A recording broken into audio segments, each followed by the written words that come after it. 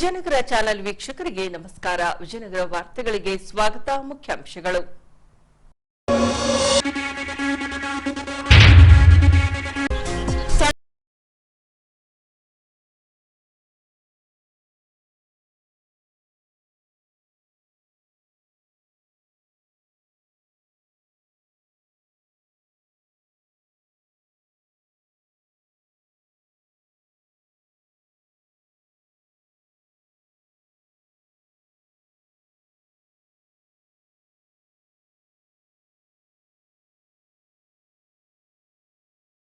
ಸ್ವಾಗತ ಕೋರಿದ ಬಿಜೆಪಿಯ ಜಿಲ್ಲಾ ಸಮಿತಿ. ಈಗ ವಾರ್ತೆಗಳ ವಿವರ. ಮಾಜಿ ಪ್ರವಾಸೋದ್ಯಮ ಸಚಿವ ಆನಂದ್ ಸಿಂಗ್ ರವರ ಮುತುವರ್ಜಿಯಿಂದಾಗಿ ಜಬ್ಬಲ್ ಸರ್ಕಲ್ನಲ್ಲಿ ಪಾರ್ಲಿಮೆಂಟ್ ಮಾದರಿಯ ಕಟ್ಟಡದ ಮೇಲೆ ಡಾ ಬಿಆರ್ ಅಂಬೇಡ್ಕರ್ ಅವರ ಪುತ್ಥಳಿಯನ್ನ ಪ್ರತಿಷ್ಠಾಪಿಸಿ ಜೈ ಭೀಮ್ ಸರ್ಕಲ್ ಎಂದು ನಾಮಕರಣ ಮಾಡಲಾಗಿದೆ. ಕಟ್ಟಡ ಸಮೇತ ಪುತ್ಥಳಿಯು ತಳಮಟ್ಟದಿಂದ 18 ಅಡಿ ಎತ್ತರ ಇರುವುದರಿಂದ ಪುತ್ಥಳಿಗೆ ಮಾಲಾರ್ಪಣೆ ಮಾಡಲು ತೊಂದರೆಯಾಗುತ್ತಿದೆ.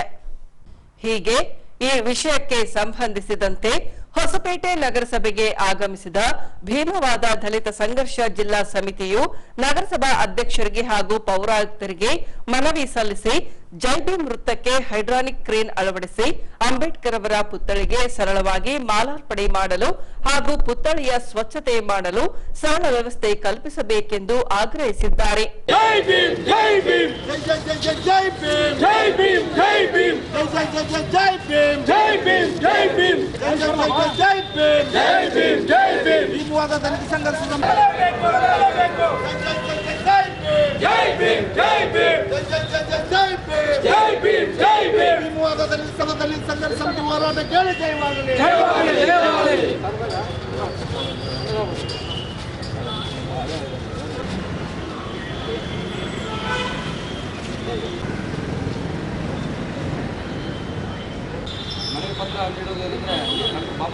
ಹಾಗಾಗಿ ಬಾಬಾ ಸಾಹೇಬ್ ಅಂಬೇಡ್ಕರ್ ಬರೀ ಒಬ್ಬರಿಗೆ ಸೀಮಿತ ಅಲ್ಲ, ಇಡೀ ಜನಾಂಗ ಪೌರಾಯುಕ್ತರಿಗೆ ಮನವಿ ಪತ್ರ ಸಲ್ಲಿಸಕ್ಕೆ ಬಂದಿದ್ದೀವಿ ಅಂತ ಹೇಳ್ತಾ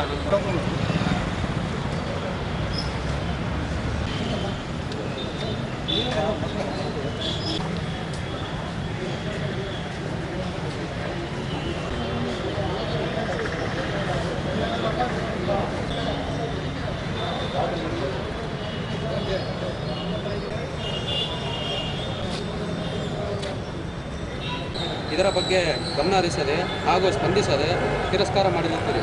ಆದ ಕಾರಣ ಇಂದಿನಿಂದ 15ರಿಂದ 20 ದಿನಗಳ ಒಳಗಾಗಿ ಯಾವುದೇ ಸಕಾರಣಗಳನ್ನು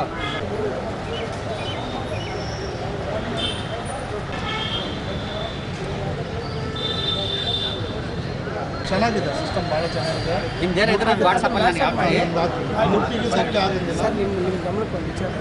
20 ದಿನದೊಳಗಾಗಿ ಬೇಡಿಕೆಯನ್ನ ಈಡೇರಿಸದಿದ್ದಲ್ಲಿ ವಿವಿಧ ಸಂಘಟನೆಗಳ ಸಹಾಯದೊಂದಿಗೆ ಜೈ ಭೀಮ್ ವೃತ್ತದಲ್ಲಿ ಧರಣಿ ಸತ್ಯಾಗ್ರಹ ಮಾಡಲಾಗುವುದೆಂದು ತಿಳಿಸಿದ್ದಾರೆ.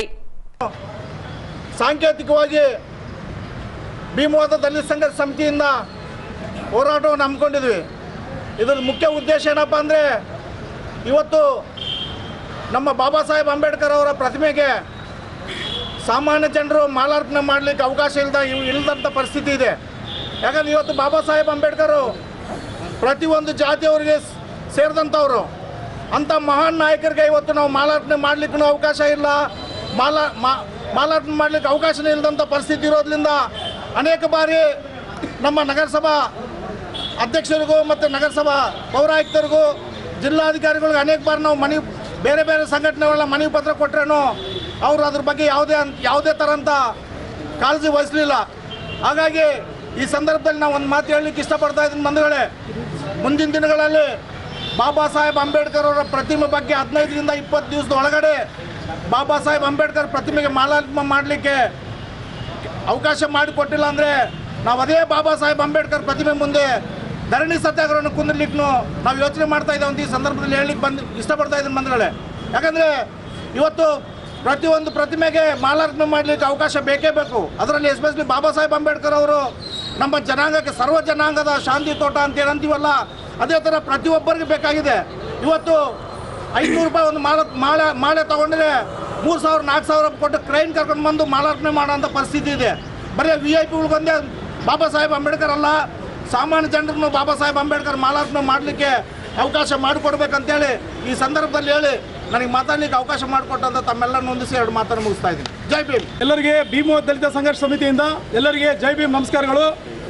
ತಮ್ಮ ಕಮಿಷನರ್ಗೆ ಮನವಿ ಮಾಡ್ಕೊಳ್ಳೋದು ಏನಂದರೆ, ಸಂವಿಧಾನ ಶಿಲ್ಪಿ ಡಾಕ್ಟರ್ BR ಅಂಬೇಡ್ಕರ್ ಅವರು ಇವತ್ತು ಸಂವಿಧಾನ ಅಡಿಯಲ್ಲಿ ಅಧಿಕಾರಿಗಳು ರಾಜಕಾರಣಿಗಳು ಅವರು ಸಂವಿಧಾನಗಳಲ್ಲೇ ಇವತ್ತು ಅವರು ಜಾಬ್ ಮಾಡ್ತಾ ಇದ್ದಾರೆ. ಒಂದು ಜಿಲ್ಲಾ ಹೆಡ್ ಕ್ವಾರ್ಟರ್ ಆಗಿ ಅಂಬೇಡ್ಕರ್ ಸರ್ಕಲಲ್ಲಿ ಸುಮಾರು ವರ್ಷಗಳಾಗಿದೆ. ಒಂದು ಜಿಲ್ಲಾ ಹೆಡ್ ಕ್ವಾರ್ಟರಲ್ಲಿ ರಾಜಕಾರಣಿಗಳು ಅಧಿಕಾರಿಗಳು ದಿನನಿತ್ಯ ತಿರುಗಾಡ್ತಾರೆ. ಒಂದು ಕಾಮನ್ ಮ್ಯಾನ್ ಒಂದು ಮಾಲಾರ್ಪಣೆ ಮಾಡಬೇಕಂದ್ರೆ ಈಗಿನ ಇಷ್ಟು ವರ್ಷಗಳಾದ್ರೂ ಕೂಡ ಯಾವ ಅಧಿಕಾರಿಗಳು ಅದ್ರ ಕಡೆ ಗಮನ ಕೊಡ್ತಾ ಇಲ್ಲ. ಎಲ್ಲ ಸಂಘಟನೆಗಳು ಕೊಟ್ಟರು, ಮನಿ ಲೆಟರ್ಗಳು ಕೊಡ್ತಾರೆ, ಗಮನ ಕೊಡ್ತಾ ಇಲ್ಲ. ಅವರು ಸಂವಿಧಾನ ಮಾಡಿ ಅಲ್ಲಿ ಉದ್ಯೋಗ ಬೇಕು, ರಾಜಕಾರಣಿಗಳಾಗಬೇಕು. ಆದರೆ ಬಾಬಾ ಸಾಹೇಬ್ ಅಂಬೇಡ್ಕರ್ಗೆ ಒಂದು ಕಾಮನ್ ಮ್ಯಾನ್ ಮಾಲಾರ್ಪಣೆ ಮಾಡಿಕೊಳ್ಳಿಕ್ಕೆ ಈಗಿನವರೆಗೂ ಮಾನ್ಯ ಜಿಲ್ಲಾಧಿಕಾರಿಗಳಾಗಿರ್ಬೋದು, ಮಾನ್ಯ ಕಮಿಷನರ್ ಆಗಿರ್ಬೋದು, ಅಥವಾ ಉಸ್ತುವಾರಿ ಮಿನಿಸ್ಟರ್ಗಳಾಗಿರ್ಬೋದು, ಯಾವುದೇ ಸರ್ಕಾರಗಳು ಬಂದರೂ ಈಗಿನವರೆಗೂ ಅದು ಕ್ರಮ ತಗೊಂಡಿಲ್ಲ. ಕೂಡಲೇ ಮಾನ್ಯ ಕಮಿಷನರ್ ಮನವಿ ಮಾಡ್ಕೊಳ್ತಿದ್ವಿ, ಕೂಡಲೇ 15 ದಿನ ಒಳಗೆ ತಾವು ಮಾಡ್ಕೊಡ್ಬೇಕಂತೇಳಿ ಮನವಿ ಮಾಡ್ಕೊಳ್ತೇವೆ. ಇಲ್ಲ ಹೋದಲ್ಲೇ ಉಗ್ರವಾದ ಹೋರಾಟ ಮಾಡ್ತೇವೆ ಅಂತೇಳಿ ಜೈ ಭೀಮ್ ವಂದನೆಗಳು. ಈ 3 ವರ್ಷ ಸ್ಟ್ಯಾಚ್ಯೂ ಆದಾಗಿಂದ ನೀವು ಇಲ್ಲಿವರೆಗೆ ಯಾಕೆ ಇದನ್ನ ಕ್ರಮ ಕೈಗೊಳ್ಳಿಲ್ಲ? ಈ ಒಂದೇ ಸಂಘಟನೆ ಅಲ್ಲ, ಇದು ಪ್ರಗತಿಪರ ಸಂಘಟನೆಗಳು ಇದಕ್ಕೆ ಸಂಬಂಧಪಟ್ಟಂತೆ ಎಷ್ಟೋ ಸಂಘಟನೆಗಳು ಇದಕ್ಕೆ ಅರ್ಜಿ ಕೊಟ್ಟರು ಕೂಡ ಈ 3 ವರ್ಷದಿಂದ ತಡ ಮಾಡಿದ ಕಾರಣಗಳೇನು ಸರ್ ನಿಮ್ಮದು? ಇದಕ್ಕೆ ಸಂಬಂಧಪಟ್ಟಂಗೆ ಅಂಬೇಡ್ಕರ್ ಸಂಘಗಳು ಬೇಕಾದಷ್ಟಿದೆ ಈ ಹೊಸಪೇಟೆ ತಾಲೂಕುಗಳಲ್ಲಿ, ಜಿಲ್ಲೆಗಳಲ್ಲಿ. ಇದು ಏನಾದರೂ ಹೈಡ್ರಾಲಿಕ್ ಸಿಸ್ಟಮ್ ಏನಾದರೂ ಮಾಡಿಸೋಂಗಿದ್ರೆ ವಿಚಾರ. ಈಗಾಗಲೇ ಮೂರ್ತಿ ಮಾಡಬೇಕಾದಾಗ ಆನಂದ್ ಸಿಂಗ್ ಅವರು ಹೈಡ್ರಾಲಿಕ್ ಸಿಸ್ಟಮ್ ಮಾಡಿಸ್ಬೇಕಂತ ಅದಕ್ಕೆ ಬೇಕಾದ ರೀತಿಯಲ್ಲಿ ಅಳವಡಿಸಿದ್ದಾರೆ. ಒಳಗಡೆ ಇದಕ್ಕೆ ಸಂಪರ್ಕ ಕಲೆಕ್ಷನ್ ಎಲ್ಲ ಕೊಟ್ಟಿದ್ದಾರೆ. ನೀವು ಅದಕ್ಕೆ ಸಂಬಂಧಪಟ್ಟಂಥ ಇಂಜಿನಿಯರ್ ಕರೆಸಿ ಯಾವ ರೀತಿ ಮಾಡಿದ್ರೆ ಅನುಕೂಲ ಆಗ್ತದೆ ಅನ್ನೋದ್ರ ಬಗ್ಗೆ ನೀವು ಚರ್ಚೆ ಮಾಡಬೇಕು ಅಂದರೆ ಕೆಲವು ಲೀಡರ್ಗಳನ್ನು ಕರೆಸಿಬಿಟ್ಟು ಚರ್ಚೆ ಮಾಡಿಬಿಟ್ಟು ಅದ್ರ ಏನು ಸೂಕ್ತವಾದ ಕ್ರಮನ ತಾವು ಅದನ್ನು ಮಾಡಿರಿ ವಿನಃ ನಿಮ್ಮ ಹತ್ರ ಏನು ಸಿಸ್ಟಮ್ ಇದೆ ತೋರಿಸಿ ಅನ್ನೋದಕ್ಕೆ ಸೂಕ್ತ. ಪ್ರಮುಖರು ಏನಿದೆಯಲ್ಲ ಸಮಾಜಕ್ಕೆ ಸಂಬಂಧಪಟ್ಟಂಗೆ ಈಗ ನಮ್ದು ಇದರಲ್ಲಿ ಮತ್ತೆ ಬೇರೆ ಮಾತಿಲ್ಲ, ಮಾಡ್ಕೊಡಕ್ಕೆ ನಾವು ರೆಡಿ ಇದೀವಿ. ದಯವಿಟ್ಟು ಅವೆಲ್ಲ ಒಂದು ತಿಂಗಳಿಗೆ ಸರ್ 3 ವರ್ಷ ಆಯ್ತು ಸರ್. ಈಗ ಆಕೆ 3 ವರ್ಷ ಅಲ್ಲ, ಅದು ಒಂದು ತಿಂಗಳಲ್ಲಿ ಆಗೋ ಕೆಲಸ ಅಲ್ಲ. ನಾವೆಲ್ಲ ಟೆಂಡರ್ ಆದಷ್ಟು ಬೇಗ ಮಾಡ್ಕೊಡ್ತೀವಿ. ಆಗ ಕೆಲಸ ಬಿಡ್ರಿ, ಈಗ ಆಗುತ್ತೆ. ಅನುಕೂಲ ಆಗ್ತದೆ. ನಾವು ಸುಮ್ಮನೆ ಸ್ಟಾರ್ಟ್ ಮಾಡಂಗಿಲ್ಲ, ಎಲ್ಲ ಫೈನಲ್ ಮಾಡ್ಕೊಂಡು ಟೆಂಡರ್ ಮಾಡ್ಕೊಂಡು ಬೇಗ ಮಾಡಿಸ್ತೀವಿ. ಅದಾಗ ಓಕೆ ಸರ್. ಇನ್ನು ಮನವಿ ಸ್ವೀಕರಿಸಿ ಮಾತನಾಡಿದ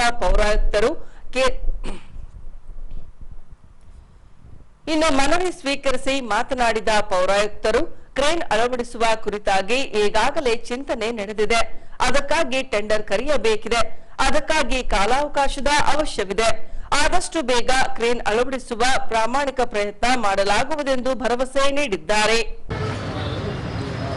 ಭೀಮವಾದ ದಲಿತ ಸಂಘರ್ಷ ಸಮಿತಿಯವರು ಸಂವಿಧಾನ ಶಿಲ್ಪಿ ಡಾಕ್ಟರ್ BR ಅಂಬೇಡ್ಕರ್ ಅವರ ಒಂದು ಮೂರ್ತಿಗೆ ಹೂವಿನ ಹಾರ ಹಾಕಲಿಕ್ಕೆ ಅನುಕೂಲ ಮಾಡಿಕೊಡ್ಲಿಕ್ಕೆ ನೀವು ಬೇಡಿಕೆ ಇಟ್ಟಿದ್ರಿ. ಇದು ಚರ್ಚೆ ಆಯಿತು. ಈಗಾಗಲೇ ಮಾನ್ಯ ಜಿಲ್ಲಾಧಿಕಾರಿಗಳ ಅವತ್ತು ಫಂಕ್ಷನ್ನಿಗೆ ಬಂದಾಗಲೂ ಅದು ಚರ್ಚೆ ಆಯಿತು. ಅದಕ್ಕೆ ಏನು ವ್ಯವಸ್ಥೆ ಬೇಕು ಮಾಡಿಕೊಡ್ರಿ ಅಂತಲೂ ಕೂಡ ಹೇಳಿದ್ದಾರೆ. ನಾವು ಕೆಲವು ಮುಖಂಡರು ಅಲ್ಲಿ ಇದ್ದಂಥವ್ರ ಜೊತೆ ಪ್ರಸ್ತಾಪ ಮಾಡಿದ್ದು.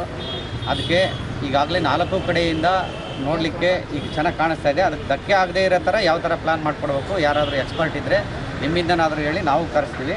ಅದಕ್ಕೊಂದು ಸೂಕ್ತವಾದ ವ್ಯವಸ್ಥೆ ಮಾಡಬೇಕು ಅಂತೇಳಿ ಈಗಾಗಲೇ ತೀರ್ಮಾನ ಆಗಿದೆ, ಈಗಾಗಲೇ ಆಗಿದೆ. ಮತ್ತು ನಮ್ಮ ಏನು ಕೌನ್ಸಿಲ್ ಬಾಡಿ ಗಮನಕ್ಕೂ ಈಗಾಗಲೇ ಇದೆ. ಅದನ್ನು ಸ್ವಲ್ಪ ಅಲ್ಲಿ ನೋಟಕ್ಕೆ ಧಕ್ಕೆ ಆಗದೇ ಇರೋ ರೀತಿ ಯಾವ ಥರ ಮಾಡಬೇಕು ಅನ್ನೋದಷ್ಟೇ ಚರ್ಚೆ ಇತ್ತು. ಆದಷ್ಟು ಶೀಘ್ರವಾಗಿ ಅದನ್ನು ಮಾಡಿ ಅಲ್ಲಿ ನಿಮ್ಮ ಬೇಡಿಕೆಯನ್ನು ಈಡೇರಿಸಲಿಕ್ಕೆ ಕ್ರಮ ವಹಿಸ್ತೀವಿ. ಒಂದು ಹೈಡ್ರಾಲಿಕ್ ಸಿಸ್ಟಮ್ ನಾವು ನೋಡಿ ರೈತ ಹಾಗೂ ಕಾರ್ಮಿಕರಿಗೆ ಸಂಬಂಧಿಸಿದಂತೆ ರೂಪಿಸಿದ ಕಾನೂನು ಸಂಹಿತೆಗಳನ್ನು ಹಿಂಪಡೆಯುವ ವಿಷಯ ಸೇರಿದಂತೆ ವಿವಿಧ ಬೇಡಿಕೆಗಳ ಈಡೇರಿಕೆಗೆ ಆಗ್ರಹಿಸಿ ದಿನಾಂಕ 20ರಂದು ರಾಜ್ಯ ಸಿಐಟಿಯುನಿಂದ ಅಖಿಲ ಭಾರತ ಸಾರ್ವತ್ರಿಕ ಮುಷ್ಕರವನ್ನ ಕೈಗೊಳ್ಳಲಾಗಿದೆ. ಅಂದು ಲಕ್ಷಾಂತರ ಕಾರ್ಮಿಕರು ಮುಷ್ಕರದಲ್ಲಿ ಪಾಲ್ಗೊಳ್ಳುವುದರಿಂದ ಅಂದಿನ ದಿನ ಉತ್ಪಾದನೆ ಹಾಗೂ ಸೇವೆಗಳು ಸ್ಥಗಿತಗೊಳ್ಳಲಿವೆ ಎಂದು ಸಿಐಟಿಯುನ ರಾಜ್ಯ ಸಮಿತಿಯ ಅಧ್ಯಕ್ಷೆ ವರಲಕ್ಷ್ಮಿರವರು ಸುದ್ದಿಗೋಷ್ಠಿಯಲ್ಲಿ ಮಾಹಿತಿ ಹಂಚಿಕೊಂಡಿದ್ದಾರೆ. ನಮಸ್ಕಾರ. ಮೇ 20ನೇ ತಾರೀಕು ಭಾರತದ ಎಲ್ಲ ಕಾರ್ಮಿಕರು ಕೂಡ ಇವತ್ತು ಅಖಿಲ ಭಾರತ ಸಾರ್ವತ್ರಿಕ ಮುಷ್ಕರಕ್ಕೆ ಹೋಗ್ತಾ ಇದ್ದಾರೆ. ಮತ್ತು ಈ ಮುಷ್ಕರಕ್ಕೆ ರೈತ ಸಂಘಟನೆಗಳು, ಕೃಷಿ ಕೂಲಿಕಾರರ ಸಂಘಟನೆಗಳು ಕೂಡ ಬೆಂಬಲವನ್ನು ಘೋಷಣೆ ಮಾಡಿದೆ. ಆ ಮುಷ್ಕರದ ದಿನ ಭಾರತದ ಒಟ್ಟು ಉತ್ಪಾದನೆ ನಿಲ್ಲುತ್ತೆ, ಸೇವೆ ನಿಲ್ಲುತ್ತೆ. ಎಲ್ಲ ಕಾರ್ಮಿಕರು ಕೂಡ ದುಡಿಯುವ ಜನರು ಬೀದಿಗೆ ಬಂದು ತಮ್ಮ ಮೇಲೆ ಆಗ್ತಾ ಇರುವಂಥ ಆಕ್ರೋಶವನ್ನು ವ್ಯಕ್ತ ಮಾಡ್ತಾ ಇದ್ದಾರೆ. ಯಾಕೆ ಈ ಆಕ್ರೋಶ ಅಂತ ಹೇಳಿದ್ರೆ, ಕೇಂದ್ರ ಸರ್ಕಾರ ಕಾರ್ಮಿಕರಿಗೆ ಅಸ್ತ್ರಗಳಾಗಿದ್ದಂಥ 29 ಕಾರ್ಮಿಕ ಕಾನೂನುಗಳನ್ನು 4 ಸಂಹಿತೆಗಳನ್ನಾಗಿ ಮಾಡೋದರ ಮುಖಾಂತರ ಕಾರ್ಮಿಕರಿಗೆ ಏನು ರಕ್ಷಣೆ ಗೋಡೆಗಳಾಗಿದ್ದಂಥ ಕಾನೂನುಗಳು ಇವತ್ತು ಮಾಲೀಕರ ಪರವಾಗಿ ಬದಲಾವಣೆ ಮಾಡಿರೋದನ್ನು ನಾವು ವಿರೋಧಿಸ್ತಾ ಇದ್ದೀವಿ. ಈ ಒಂದು ಕಾರ್ಮಿಕ ಸಂಹಿತೆಗಳಲ್ಲಿ ಭಾಳ ಪ್ರಮುಖವಾಗಿ ಸಂಘ ಕಟ್ಟುವಂಥ ಹಕ್ಕು, ಬೇಡಿಕೆಯನ್ನು ಇಟ್ಟು ಒಂದು ಬಾರ್ಗೇನಿಂಗ್ ಮಾಡುವಂಥ ಹಕ್ಕು ಮತ್ತು ಬೇಡಿಕೆ ಈಡೇರದೇ ಇದ್ದಾಗ ಮುಷ್ಕರ ಮಾಡ್ತಾ ಇರ್ತಕ್ಕಂಥ ಹಕ್ಕುಗಳನ್ನು ಅವರು ಒಂದು ರೀತಿ ವಿಡ್ರಾಯಲ್ ಅನ್ನುವ ರೀತಿಯಲ್ಲೇ ಮಾಡ್ತಾ ಇದ್ದಾರೆ. ಮತ್ತು ಕಾರ್ಖಾನೆಗಳ ಒಂದು ಏನು ಪದಗಳನ್ನು ವ್ಯಾಖ್ಯಾನಗಳನ್ನು ಬದಲಾವಣೆ ಮಾಡಿರೋದ್ರಿಂದ ಮತ್ತು ಗುತ್ತಿಗೆ ಕಾರ್ಮಿಕರಿಗೆ ಸಂಖ್ಯೆಗಳನ್ನು ಹೆಚ್ಚಳ ಮಾಡಿರೋದ್ರಿಂದ ಇನ್ನು ಮುಂದೆ ಗುತ್ತಿಗೆ ಕಾರ್ಮಿಕರು ಮತ್ತು ಸಣ್ಣ ಇದು ಕಾರ್ಖಾನೆಗಳಲ್ಲಿ ಕೆಲಸ ಮಾಡುವಂಥವರು, ಅಪ್ರೆಂಟಿಸ್ಗಳಾಗಿ ಕೆಲಸ ಮಾಡುವಂಥವರು, 18,000ಕ್ಕಿಂತ ಹೆಚ್ಚು ಸಂಬಳ ತೆಗೆಯುವಂಥವರು ಈ ಕಾರ್ಖಾನೆಗಳ ಈ ಕಾರ್ಮಿಕ ಕಾಯ್ದೆಗಳ ಅಂಡರಲ್ಲಿ ಬರಲಾರದಾಗೆ ಈ ಒಂದು ಕಾಯ್ದೆಗಳಲ್ಲಿ ತಿದ್ದುಪಡಿಯನ್ನು ತರ್ತಾ ಇದ್ದಾರೆ. ಆಮೇಲೆ ಇನ್ನೊಂದೇನು ಅಂತ ಹೇಳಿದ್ರೆ ಭಾಳ ಮುಖ್ಯವಾಗಿ ಇದರಲ್ಲಿ ಏನು ಕೆಲಸದ ಅವಧಿಯನ್ನು ಇವತ್ತು ಹೆಚ್ಚಳ ಮಾಡ್ತಾ ಇದ್ದಾರೆ. 8 ಗಂಟೆ ಇದ್ದಂಥ ಕೆಲಸದ ಅವಧಿ ಇವತ್ತು 12 ಗಂಟೆಗಳಿಗೆ ಹೆಚ್ಚಳ ಮಾಡಿದ್ದಾರೆ. ಮತ್ತು ಓವರ್ ಟೈಮನ್ನು 50 ಗಂಟೆಯಿಂದ 150 ಗಂಟೆಗಳ ಕಾಲನೂ ಕೂಡ ಮಾಡಿಸ್ಕೋಬೋದು ಅಂತ ಹೇಳಿದ್ದಾರೆ. ಸೊ ಇದೆಲ್ಲವೂ ಕೂಡ ಏನು ಅಂತ ಹೇಳಿದರೆ ಮಾಲೀಕರ ಲಾಭವನ್ನು ಹೆಚ್ಚಳ ಮಾಡಲಿಕ್ಕೆ, ಕಾರ್ಪೊರೇಟ್ ಕಂಪನಿಗಳ ಒಂದು ಏನು ಮೌಲ್ಯ ವರ್ಧನೆಯನ್ನು ಹೆಚ್ಚಳ ಮಾಡಲಿಕ್ಕೆ ಭಾರತ ಸರ್ಕಾರ ಸಂಪೂರ್ಣವಾಗಿ ಭಾರತದ ಕಾರ್ಮಿಕರು ಮತ್ತು ಭಾರತದಲ್ಲಿ ಯಾರು ಹಿಂದೂಗಳು ಅಂತ ಹೇಳ್ತಾ ಇದ್ದಾರೋ ಆ ಬಹುಸಂಖ್ಯಾತ ಕಾರ್ಮಿಕರನ್ನು ಕಾರ್ಪೊರೇಟ್ ಕಂಪನಿಗಳ ಏನು ಒಂದು ಕಾಲಿನಡಿಯಲ್ಲಿ ಇವತ್ತು ನೂಕಲಿಕ್ಕೆ ಬೇಕಾದಂಥ ಒಂದು ಪ್ರಯತ್ನವನ್ನು ಅವರು ನಡೆಸಿದ್ದಾರೆ. ಇದು ಕೇವಲ ಪ್ರಯತ್ನ ಅಲ್ಲ, ಈಗ ಆಲ್ರೆಡಿ 4 ಸಂಹಿತೆಗಳನ್ನು ಮಸೂದೆಗಳಾಗಿ ಪಾಸ್ ಮಾಡಿಕೊಂಡು ಆ್ಯಕ್ಟ್ಗಳನ್ನು ಕೂಡ ಇವತ್ತು ಅದಕ್ಕೆ ರಚನೆ ಮಾಡಲಾಗಿದೆ. ಸೊ ಇನ್ನು ಅನೌನ್ಸ್ ಮಾಡೋದಷ್ಟೇ ಬಾಕಿ ಇದೆ. ಸೊ ಹಾಗಾಗಿ ಇದನ್ನು ಅನೌನ್ಸ್ ಮಾಡಬಾರ್ದು, ಈ 4 ಸಂಹಿತೆಗಳನ್ನು ರದ್ದು ಮಾಡಬೇಕು ಮತ್ತು ಕಾರ್ಮಿಕರ ಪರವಾದಂಥ ಕಾನೂನುಗಳನ್ನು ನೀವು ಜಾರಿಗೆ ತರಬೇಕು ಅನ್ನುವಂಥದ್ದನ್ನು ಒತ್ತಾಯಿಸಿ ಮೇ 20ನೇ ತಾರೀಕು ಈ ದೇಶದ ದುಡಿಯುವ ಜನ ನಮ್ಮ ದೇಶದ ಅಭಿವೃದ್ಧಿಯನ್ನು ಉಳಿಸಲಿಕ್ಕೆ, ನಮ್ಮ ದೇಶದ ಆರ್ಥಿಕ ಸಾರ್ವಭೌಮತೆಯನ್ನು ಉಳಿಸಲಿಕ್ಕೆ, ದೇಶದ ಅಭಿವೃದ್ಧಿಯನ್ನು ಉಳಿಸಲಿಕ್ಕಾಗಿ ಇವತ್ತು ಈ ದೇಶದ ಸಂಪತ್ತನ್ನು ಸೃಷ್ಟಿ ಮಾಡ್ತಕ್ಕಂಥ ಸೃಷ್ಟಿಕರ್ತರು ಇವತ್ತು ಬೀದಿಗಿಳಿತಾ ಇದ್ದಾರೆ. ನಾವು ಅವತ್ತು ಏನು ಕರೆ ಕೊಡ್ತಾ ಇದ್ದೀವಿ ಅಂದರೆ, ನಾವು ಈಗ ಮುಷ್ಕರ ಮಾಡಿ ಬಂಧನಕ್ಕೆ ಒಳಗಾಗೋ ಬದಲಿಗೆ ನಮ್ಮ ಹಕ್ಕುಗಳನ್ನು ಉಳಿಸಲಿಕ್ಕಾಗಿ ನಾವು ಸಾಮೂಹಿಕವಾದ ಬಂಧನಕ್ಕೆ ಒಳಗಾಗಬೇಕು ಅಂತಕ್ಕಂಥ ಒಂದು ಹೋರಾಟದ ಸ್ವರೂಪವನ್ನು ಕೂಡ ನಾವು ಈ ಒಂದು ಫೋರಮ್ಗಳಲ್ಲಿ ನಾವು ತೀರ್ಮಾನ ಮಾಡಿದ್ದೀವಿ. ಸೊ ಅದರ ಪ್ರಕಾರ ಕರ್ನಾಟಕದ ಎಲ್ಲ ಕಾರ್ಮಿಕರು ಕೂಡ ಈ ಹೋರಾಟದಲ್ಲಿ ಪಾಲ್ಗೊಳ್ಳಬೇಕು ಮತ್ತು ನಾಗರಿಕರು ಕೂಡ ಈ ಒಂದು ಇದನ್ನು ಅರ್ಥ ಮಾಡಿಕೊಂಡು ನಮಗೆ ಬೆಂಬಲಿಸಬೇಕು ಅನ್ನೋದನ್ನು ನಾವು ಈ ಪತ್ರಿಕಾಗೋಷ್ಠಿಯ ಮುಖಾಂತರ ನಾವು ವಿನಂತಿ ಮಾಡ್ತಾ ಇದ್ದೀವಿ. 1931ರಲ್ಲಿ ನಡೆಸಿದ್ದ ಜಾತಿ ಗಣತಿಯನ್ನ ಈವರೆಗೂ ನಡೆಸಲಾಗಿಲ್ಲ. ಬದಲಾಗಿ ಪ್ರತಿ 10 ವರ್ಷಕ್ಕೊಮ್ಮೆ ಜನಗಣತಿ ನಡೆಸಲಾಗಿದೆ. ಈ ಹಿನ್ನೆಲೆಯಲ್ಲಿ ಎಲ್ಲ ಸಮುದಾಯಗಳಿಗೆ ನ್ಯಾಯ ಒದಗಿಸುವ ಹಿನ್ನೆಲೆಯಲ್ಲಿ ಕೇಂದ್ರ ಸರ್ಕಾರದಿಂದ ಜನಗಣತಿಯೊಂದಿಗೆ ಜಾತಿ ಗಣತಿ ನಡೆಸಲು ಮುಂದಾಗಿದೆ. ಕೇಂದ್ರ ಸರ್ಕಾರದ ಈ ನಿರ್ಧಾರವನ್ನ ಬಿಜೆಪಿ ವಿಜಯನಗರ ಜಿಲ್ಲಾ ಸಮಿತಿಯು ಸ್ವಾಗತಿಸುತ್ತದೆ ಎಂದು ಸುದ್ದಿಗೋಷ್ಠಿಯಲ್ಲಿ ತಿಳಿಸಿದೆ. ಜನಗಣತಿ ಇದೆ, ಏನು ಸಾಮಾಜಿಕ ಮತ್ತು ಶೈಕ್ಷಣಿಕ ವರದಿ ಅಂತಂದಿದೆ, ಅದು ಅತ್ಯಂತ ಗೊಂದಲಗೂಡಾಗಿದೆ. ಅದನ್ನು ಸ್ವತಃ ಕಾಂಗ್ರೆಸ್ಸಿನ ಮುಖಂಡರುಗಳೇ ಅದ್ರ ಬಗ್ಗೆ ತಕರಾರು ಎತ್ತಿದ್ದಾರೆ. ಸಾಕಷ್ಟು ಜನ ಹಿರಿಯರು, ಶಿವಶಂಕರಮ್ಮವರು ಅದ್ರ ಬಗ್ಗೆ ಮಾತಾಡಿದ್ದು ನೋಡಿದ್ದೀವಿ. DK ಶಿವಕುಮಾರ್ ಅವರ ನೇತೃತ್ವದಲ್ಲಿ ಒಕ್ಕಲಿಗ ಶಾಸಕರು ಸೇರಿ ಅದ್ರ ಬಗ್ಗೆ ಮಾತಾಡಿದ್ದು ನೋಡಿದ್ದೀವಿ. ಅದೇ ರೀತಿಯಲ್ಲಿ ಸನ್ಮಾನ್ಯ ವೀರಪ್ಪ ಮೊಯ್ಲಿಯವರು ಕೂಡ ಈ ಒಂದು ವರದಿ ಏನಿದೆ ಇದು ಕಾಲಾತೀತವಾಗಿ ಕಾಲಬಾಹಿರವಾಗಿದ್ದು ಇದು ಹಳೆಯದು ಅಂತ ಕೂಡ ಅವರು ಟೀಕೆ ಮಾಡಿದ್ದಾರೆ. ಹಾಗಾಗಿ ಏನು ಈ ದೇಶದಲ್ಲಿ 1931ರಲ್ಲಿ ನಡೆದಿರ್ತಕ್ಕಂಥ ಜಾತಿ ಗಣತಿ ಆನಂತರ 95 ವರ್ಷಗಳಾದರೂ ಕೂಡ ಇವತ್ತು ನಡೆದಿಲ್ಲ. 94 ವರ್ಷ ಆದರೂ ಪ್ರತಿ 10 ವರ್ಷಕ್ಕೊಮ್ಮೆ ನಮ್ಮ ದೇಶದಲ್ಲಿ ಜನಗಣತಿ ನಡೆಯುತ್ತೆ, ಆದರೆ ಜಾತಿ ಗಣತಿ ನಡೆದಿಲ್ಲ. ಇದೇ ಮೊದಲ ಬಾರಿಗೆ ಸನ್ಮಾನ್ಯ ನರೇಂದ್ರ ಮೋದಿಜಿಯವರ ನೇತೃತ್ವದಲ್ಲಿ ಕೇಂದ್ರ ಸರ್ಕಾರ ಜನಗಣತಿಯೊಂದಿಗೆ ಜಾತಿ ಗಣತಿಯನ್ನು ಕೂಡ ನಡೆಸಲಿಕ್ಕೆ ತೀರ್ಮಾನ ಮಾಡಿರುವಂಥದ್ದು ಅತ್ಯಂತ ಸ್ವಾಗತಾರ್ಹ ಅಂತ ನಾವೆಲ್ಲ ಹೇಳ್ತೀವಿ. ಯಾಕೆಂದರೆ ಎಲ್ಲ ಜಾತಿಗಳ ಶೈಕ್ಷಣಿಕ, ಸಾಮಾಜಿಕ, ಆರ್ಥಿಕ ವ್ಯವಸ್ಥೆಯನ್ನು ಸರಿಯಾದ ದತ್ತಾಂಶಗಳನ್ನು ನಾವು ಪಡೀಲಿಕ್ಕೆ ಇದು ಅನುಕೂಲ ಆಗುತ್ತೆ. ಮುಂದೆ ಸರ್ಕಾರದಿಂದ ಏನು ಯೋಜನೆಗಳನ್ನು ರೂಪಿಸಲಿಕ್ಕೆ ಕೂಡ ಅನುಕೂಲ ಆಗುತ್ತೆ. ಹಾಗಾಗಿ ಕಾಂಗ್ರೆಸ್ ಕೇವಲ ಬಡವರ ಕಣ್ಣು ಹರಿಸುವಂಥ ಮೊಸಳೆ ಕಣ್ಣೀರನ್ನು ಸುರಿಸಿದೆ ಹೊರತು ಇವತ್ತಿನವರೆಗೂ ಕೂಡ ಜಾತಿ ಗಣತಿಯನ್ನು ನಡೆಸಿಲ್ಲ.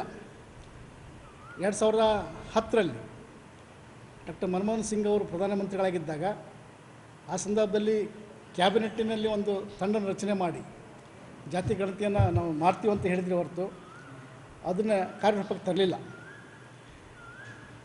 ಸ್ವತಂತ್ರದ ನಂತರ 6 ಬಾರಿ ಅವಕಾಶ ಇದೆ ಅವರಿಗೆ. 1951ರಲ್ಲಿ, 61ರಲ್ಲಿ, 71ರಲ್ಲಿ, 81ರಲ್ಲಿ, 91ರಲ್ಲಿ ಮತ್ತು 2011ರಲ್ಲಿ ಈ 6 ಬಾರಿನೂ ಕಾಂಗ್ರೆಸ್ ನೇತೃತ್ವದ ಸರ್ಕಾರನೇ ಕೇಂದ್ರದಲ್ಲಿ ಇದ್ದರೂ ಕೂಡ ಜಾತಿ ಗಣತಿನ ನಡೆಸಲಿಲ್ಲ. ಆದರೆ 2ನೇ ಬಾರಿಗೆ ಆಡಳಿತ ಮಾಡ್ತಕ್ಕಂಥ BJPಯವರು ಸನ್ಮಾನ್ಯ ನರೇಂದ್ರ ಮೋದಿಜಿಯವರು ಇವತ್ತು ಜನಗಣತಿ ಜೊತೆಗೆ ಜಾತಿ ಗಣತಿಯನ್ನು ಮಾಡ್ತಕ್ಕಂಥದ್ದು ಕಾಂಗ್ರೆಸ್ಗೆ ಅವರಿಗೆ ನಿದ್ದೆಗೆಡಿಸಿದೆ. ಹಾಗಾಗಿ ಇವತ್ತು ಕೆಲವು ವರ್ಗಗಳನ್ನು ಎತ್ತಿ ಕಟ್ಟಿ ಒಂದು ಗೊಂದಲವನ್ನು ಸೃಷ್ಟಿ ಮಾಡಲಿಕ್ಕೆ ಕೆಲಸ ಮಾಡ್ತಿದ್ದಾರೆ. ಆ ದೃಷ್ಟಿಯಿಂದ ಇವತ್ತು ಈ ಜಾತಿ ಗಣತಿಯನ್ನು ಅತ್ಯಂತ ವ್ಯವಸ್ಥಿತವಾಗಿ ಮಾಡೋ ದೃಷ್ಟಿಯಿಂದ ಕೇಂದ್ರ ಸರ್ಕಾರ ಮಾಡ್ತಿದೆ. ಅದನ್ನು ನಾವು ಭಾರತೀಯ ಜನತಾ ಪಾರ್ಟಿ ಮತ್ತು ಹಿಂದುಳಿದ ವರ್ಗ ಅದನ್ನು ಹೃದಯಪೂರ್ವಕ ಸ್ವಾಗತವನ್ನು ಮಾಡ್ತಾಯಿದ್ದೀವಿ. ಈಗ ಪೊಲೀಸ್ ಪ್ರಕಟಣೆ. ಎಷ್ಟೇ ಹಳೆಯ ಬಂಗಾರವಿರಲಿ, ಪಾಲಿಶ್ ಮಾಡಿದ ಮೇಲೆ ಹೊಸದೇ ರೀತಿಯಲ್ಲಿ ಕಾಣ್ತದೆ ತಾಯಿ, ನೋಡಿ.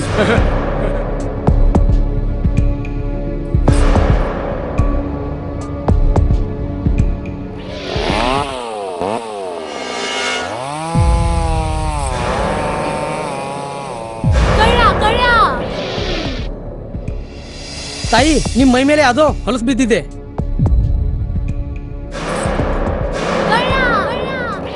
ಇಲ್ಲಿ ತಾಯಿ, ನಾನು ಪೊಲೀಸ್.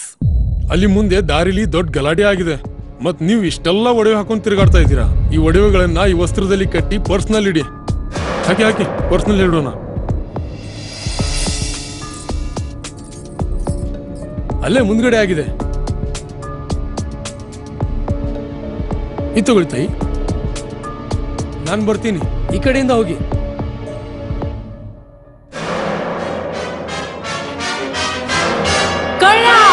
ಇಂತಹ ಮೋಸದ ಸಂಗತಿ ನಿಮಗೂ ನಡೆಯಬಹುದು. ತಮ್ಮ ಬೆಲೆ ಬಾಳುವ ಒಡವೆ ಆಭರಣ ವಸ್ತುಗಳನ್ನು ಎಚ್ಚರಿಕೆಯಿಂದ ಕಾಪಾಡಿ.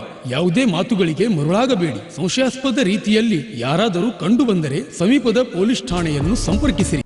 ಈಗ ಕೊನೆಯಲ್ಲಿ ಮತ್ತೊಮ್ಮೆ ವಾರ್ತೆಗಳ ಮುಖ್ಯಾಂಶಗಳು.